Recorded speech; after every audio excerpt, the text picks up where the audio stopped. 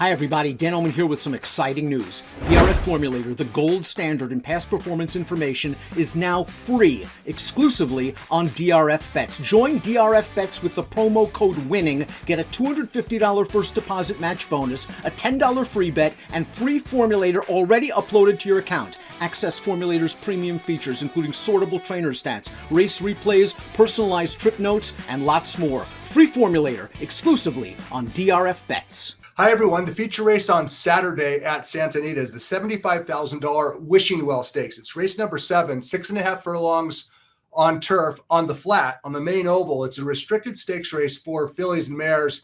Some of the recent winners have been kind of notable. In 2012, Unzip Me scored the 10th stakes win of her career. In 2017, Grade 1 winner Illuminant returned from a long layoff to win the Wishing Well. That's the race we're talking about, the Wishing Well Stakes. And in 2019, Belvoir Bay won. She made $1.6 million. Now, Unzip Me, Illuminant, and Belvoir Bay, they paid $340, $420, and $340. We're not looking for short prices all the time, are we? Anyway, the Wishing Well has been won by some good fillies and mares, turf sprints. It's named after the multiple stakes-winning mare who was trained in the latter part of her career by the late Gary Jones. She won multiple graded stakes. I think she was a 5-time stakes winner overall. But Wishing Well's historical importance arrived when she became a broodmare, because she was none other than the dam of one of the best racehorses that we've seen in decades out here in California. Sunday Silence won the 1989 Kentucky Derby, the Preakness Stakes, the Breeders' Cup Classic, and Wishing Well was his mom. One of the most memorable races by Sunday Silence was the 1989 Preakness Stakes. It was 2 weeks after Sunday Silence won the Kentucky Derby. Let's go back in time and listen to Dave Johnson call the stretch 1989 Preakness.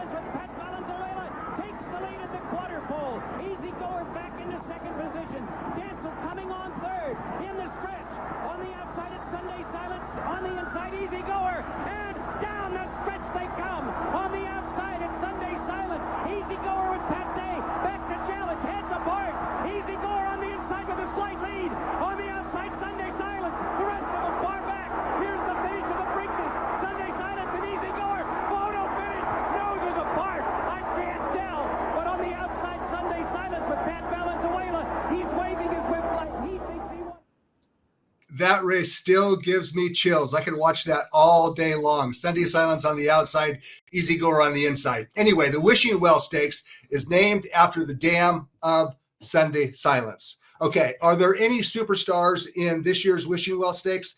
Let's go ahead and take a look at the field. A field of 7. It's race number 7, 6.5 furlongs on turf, on the flat.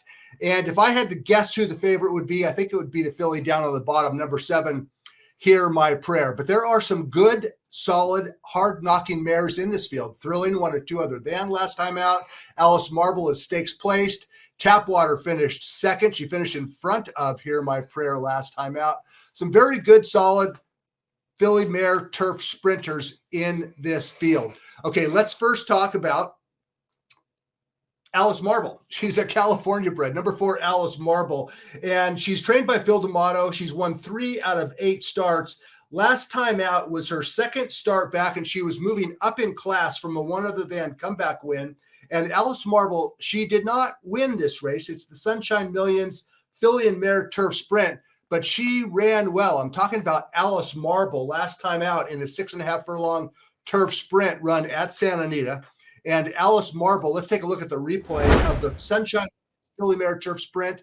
That's Legs Galore on the lead and Alice Marble chasing her home.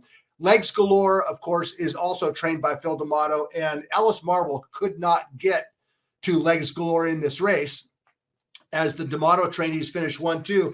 But I dare say that Alice Marble ran a winning race in defeat. She finished well clear of third in a solid performance by Alice Marble, second start back from a layoff. Now, what's the significance of this race and Alice Marble on Saturday? Well, for one thing, it could validate the form of Legs Galore. Legs Galore is expected to be among the favorites next Saturday in the Buena Vista Stakes. And as far as Alice Marble goes, well, D'Amato is using this race as a segue toward a California bred stakes on March 19th. That would be the $100,000 Irish O'Brien. Of course, he's trying to win this race, the Wishing Well, with Alice Marble, but this is a means to an end. It's a way to continue her form as they move closer toward her main springtime goal, that being the Irish O'Brien late in the middle of March. So as far as the horse to beat in the Wishing Well, I mentioned it earlier. I think it's the filly on the bottom, number 7, Hear My Prayer. Hear My Prayer won 4 of her first 9 starts while she was campaigned in Florida. She was sold privately, shipped out to California. It took Vladimir Sirena quite some time to get her to the races. She had a series of minor setbacks. She won her comeback race. And then in the Ken Matty, November 5th at Del Mar, well, poor Hear My Prayer, she didn't win this race. Let's go ahead and take a look at the stretch run. But Hear My Prayer ran well in defeat. She's kind of buried near last right here, looking for room. She finally angles to the outside. She comes with the run, and she simply falls short. A good, solid effort by Hear My Prayer. When you get a chance, fire up Formulator and take a look at the entire race. Hear My Prayer lost whatever chance she had at the break. She was away slowly, and she rallied as best as she could in that graded stakes race, and she ran well in defeat. The Wishing Well Stakes is a restricted stake for fillies and mares that have not won a graded stakes race since August 1st. So if not for some bad luck, Hear My Prayer would probably not even be eligible for the Wishing Well. If she would have gotten a better trip in the Ken Matty, she would be ineligible for this restricted stake. At any rate, she's now owned by David and Holly Wilson in California. That was her second start back. Last time out, I thought Hear My Prayer was in a spot where she could not lose. She was the favorite in the La Cienega Stakes, and whatever chance she had, I think was probably squandered by strategy. And I'm not faulting jockey Juan Hernandez, but Hear My Prayer, for some strange reason, she made the lead in the La Cienegas, and she went way too fast. Let's go ahead and take a look at the stretch run of the La Cienega. Hear My Prayer on the lead, and Tapwater back in third. That's the gray Tapwater with the yellow cap and the gray, and Hear My Prayer up on the front end. Hear My Prayer went 21-4, 44 flat, and she was no match late. She kind of gave it up inside the 8th pole, about the 16th pole, as Zero Tolerance wins the race. Tapwater put in a valiant rally to finish third, and Hear My Prayer, she kind of gave it up late and finished a disappointing third for those of us who thought she was in a race that she could not lose. I loved her that day. In hindsight, I think that Juan Hernandez and trainer Vladimir Sirena would probably agree that the tactics that day backfired. I don't mind a horse using speed, but when they go that fast, and Hear My Prayer was smoking. She went 44 flat to the half, and then she gave it up late. That was, I think, contributed to her defeat. Now, there is still a question of how far Hear My Prayer wants to go. She has never won beyond 5 furlongs. The Wishing Well Stakes is 6.5, but she's drawn outside. And the way that she ran, finishing third in the Ken Matty 2 starts back, when she rallied late and was finishing at the wire, I don't think 6.5 is going to be an issue. And I would expect Hernandez to ration Hear My Prayer speed a little bit more effectively this time than he did last time.